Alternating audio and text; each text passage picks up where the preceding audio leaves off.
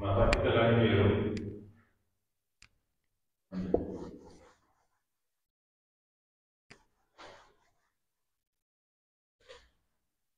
Next Edgar Dale అనుభవ శంకు గురించి ఇప్పుడు మనం మాట్లాడుకుందాం. ఎడ్గార్ డేల్ అనుభవ శంకు ఎలా మనకు ఇవ్వడం జరిగింది, దాంట్లో సోపానాలు ఏమున్నాయి అనే అంశాన్ని మనకు చూద్దాం. 1960 సంవత్సరంలో ఎడ్గార్ డేల్ అనేటువంటి వ్యక్తి అమెరికా దేశానికి చెందినటువంటి వ్యక్తి. ఈయన అనుభవ శంకును రూపొందించడం జరిగింది. ఎడ్గార్ డేల్ అనుభవ శంకులో మనం ప్రస్తావించినప్పుడు ఇందులో మనకు 11 సోపానాలను సూచించాడు. మొదటిది ప్రత్యక్ష అనుభవాలు అంటారు. ప్రత్యక్ష అనుభవాలు అంటే సహజ సిద్ధంగా అభ్యసించడం వల్ల వచ్చేటువంటి వాన్ని ప్రత్యక్ష అనుభవాలు అంటారు. రెండవది కల్పిత అనుభవాలు అంటారు. కల్పిత అనుభవాలు అంటారు. అదేవిధంగా మూడవది వచ్చేసి ప్రయోగాలు. తర్వాత నాటకీకరణ అనేటువంటి 3 అంశాల్లో పెట్టడం జరిగింది. ఇక్కడ మనం పరిశీలిస్తే ఈ 3 ప్రత్యక్ష అనుభవాలు కానీ, కల్పిత అనుభవాలు కానీ, ప్రయోగాలు లేదా నాటకీకరణ అంశాలు మనం పరిశీలించినప్పుడు ఈ 3 మనకు చేయడము ద్వారా అభ్యసనం జరుగుతుంది. చేయడము ద్వారా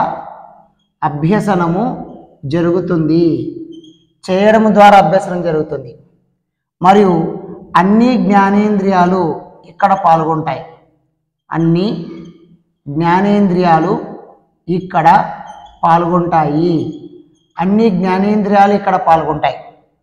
ఇంకా ఇక్కడ పొందినటువంటి అనుభవాలు 90% అనుభవాలను పొందుతారు. కాబట్టి ఈ 3 మనం బాగా గుర్తుపెట్టుకోవాలి. ప్రత్యక్ష అనుభవాలు, కల్పిత అనుభవాలు, ప్రయోగాలు, నాటకీకరణలు. అంటే కల్పిత అనుభవాలు అంటే నమూనాల ద్వారా అభ్యసనం అన్నాం. నమూనాలు విద్యార్థులు తయారు చేస్తే, ప్రయోగాలు విద్యార్థులు చేస్తే, నాటకీకరణ విద్యార్థులు చేస్తే, సహజ వాతావరణంలో అభ్యసనం చేస్తే. కాబట్టి ఇక్కడ ప్రతి ఒక్కటి చేయడం ద్వారా అభ్యసనం జరుగుతుంది. కాబట్టి ఈ 3 మనకు ప్రత్యేకంగా తీసుకోవాల్సి ఉంటుంది. అదేవిధంగా మిగతా అంశాలు మనం పరిశీలించినప్పుడు 4వది వచ్చేసి మనకు ప్రదర్శనలు అంటారు. ప్రదర్శనలు అంటే వీటిని డెమాన్స్ట్రేషన్స్ అంటారు. ప్రదర్శనలు అంటే డెమాన్స్ట్రేషన్స్ అని చెప్పడం జరుగుతుంది. తర్వాత క్షేత్ర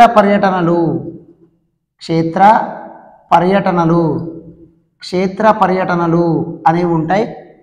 తర్వాత ప్రదర్శితాలు ఉంటాయి.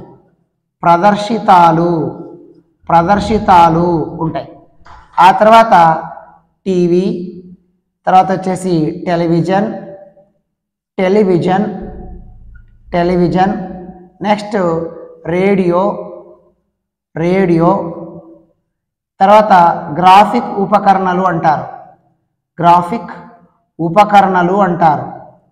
ఇక్కడ మనం పరిశీలిస్తే దాదాపుగా ఈ రేడియో దగ్గర నుండి మరియు మన ప్రదర్శనల వరకు మనం పరిశీలించినప్పుడు ఇక్కడ దేని ద్వారా అభ్యసనం జరుగుతుందంటే చూడడము ద్వారా అభ్యసనం జరుగుతుంది. ఇక్కడ ఓన్లీ మనకు చూడడం అనేటువంటిది కన్ను, అదేవిధంగా వినడం అనేటువంటిది చెవి, ఈ 2 జ్ఞానేంద్రియాలు పనిచేస్తాయి. ఇక్కడ మనకు 50% అనుభవాలు వస్తాయి. మనము ప్రదర్శనలు అంటే సైన్స్ ఫేర్స్ అనేటువంటి ప్రదర్శనలు, డెమాన్స్ట్రేషన్స్ అని అంటాం. ఏదైనా ఒక వస్తువు పనిచేయ విధానాన్ని చెప్పడం కూడా ప్రదర్శన అని చెప్పచ్చు. క్షేత్ర పర్యటనలో కూడా విద్యార్థులు చూసి నేర్చుకుంటారు, కానీ అక్కడ చేయడం ద్వారా జరగదు. ఫర్ ఎగ్జాంపుల్గా ఒక కాగిత పరిశ్రమకి వెళ్ళినప్పుడు ఆ కాగిత పరిశ్రమ ఉన్నటువంటి దశలను చూడడం ద్వారా తెలుసుకుంటారు. మరి ప్రదర్శితాలు వీటిని మనకు ఓకే, మోడల్స్ అంటారు, ఎగ్జిబిట్స్ అంటారు. ఇలాంటి ఎగ్జిబిట్స్ అంటే కదలనటువంటి నమూనాలు, షోకేసు బొమ్మలు, బట్టల షాప్లో ఉండేటువంటి బొమ్మలను ప్రదర్శితాలు అంటారు. ప్రదర్శనలు అంటే డెమాన్స్ట్రేషన్స్, ప్రదర్శితాలు అంటే షోకేసు బొమ్మలుగా మనం పరిశీలించవచ్చు. తర్వాత టీవీ ద్వారా ఎక్కువ అనుభవాలు వస్తాయి. తర్వాత మనకు ఇక్కడ టెలివిజన్ కాకుండా చలనచిత్రం అని రాయవలసి ఉంటుంది, చలనచిత్రము అని రాయవలసి ఉంటుంది. టీవీ మరియు చలనచిత్రం. తర్వాత రేడియో మరియు గ్రాఫిక్ ఉపకరణాలు. ఈ రేడియో వినంగా అంటే దానికి తోడు గ్రాఫిక్ ఉపకరణలు పెట్టారు కాబట్టి గ్రాఫిక్ ఉపకరణలు అంటే మనం దిగేటువంటి గ్రూప్ ఫోటో కావచ్చు, లేదా మనం దిగేటువంటి ఫోటో కావచ్చు, పెళ్లి ఫోటోలు కావచ్చు, వాటిని గ్రాఫిక్ ఉపకరణలు అంటారు. కాబట్టి ఈ 6 మనకు చూడడము ద్వారా అభ్యసనం జరుగుతుంది. అంటే ఇక్కడ చూడడము, వినడం అనేటువంటి 2 జ్ఞానేంద్రియాలు పనిచేస్తాయి. 50% అనుభవాలు పొందుతారనేది మనం గుర్తుపెట్టుకోవాలి. తర్వాత నెక్స్ట్ దృశ్య సంకేతాలు అంటారు. దృశ్య సంకేతాలు అంటారు. దృశ్య సంకేతాలు వీటిని ఔక్తిక సంకేతాలని కూడా అంటారు. తర్వాత వచ్చేసి శాబ్దిక సంకేతాలు. శాబ్దిక సంకేతాలు అని మనం తీసుకుంటాము. శాబ్దిక సంకేతాలు. శాబ్దిక అంటే అర్థం ఏంటంటే అంకెలు మరియు అక్షరాలు ఉండేటువంటి వాటిని శాబ్దిక అని పిలుస్తారు.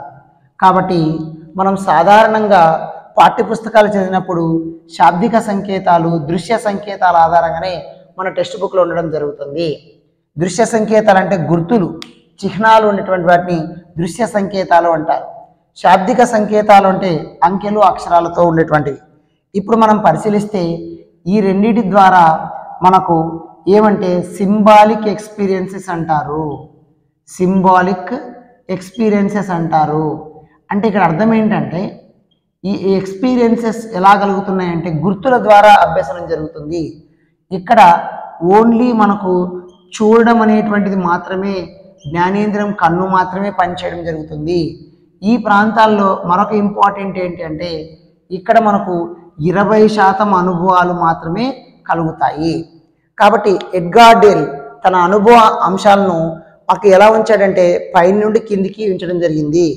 ఇక్కడ దీనికి నెంబరు 1 అని, దీని నెంబరు 2 అని, దీని నెంబరు 3 అని, 4 అని, 5, 6, 7, 8, 9, 10, 11 ఇలా మొత్తం కూడా 11 సోపానాలు సూచించడం జరిగింది.